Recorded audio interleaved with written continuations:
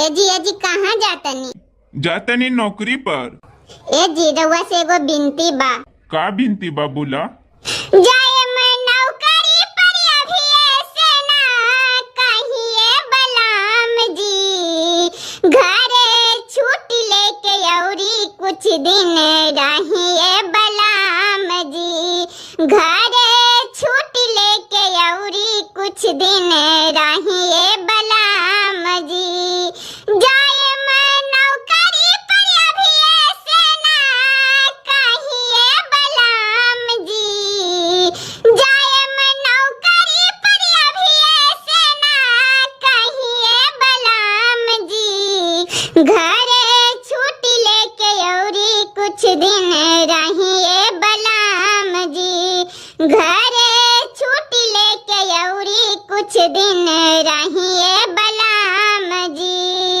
बड़ा दिन पे आइल बाड़ा दुई चार दिन ला, से जिया पर अखिया हमार तरसेला नींद ला।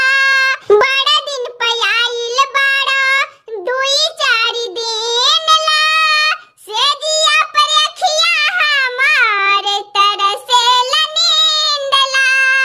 विधना बेदला बदनवा हो सहिए बलराम जी, विधना बेदला बदनवा हो सहिए बलराम जी, घरे छुट्टी लेके औरी कुछ दिन रहिए बलराम जी, घरे छुट्टी लेके औरी कुछ दिन रहिए बलराम जी।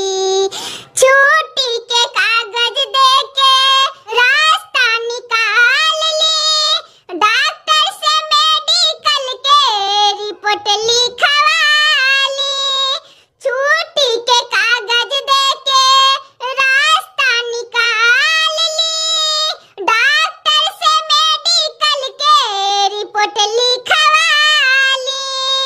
तरसे रउआ बिन जवानिया का कहिए बलराम जी, घरे छुट्टी लेके औरी कुछ दिन रहिए बलराम जी, घरे छुट्टी लेके औरी कुछ दिन रहिए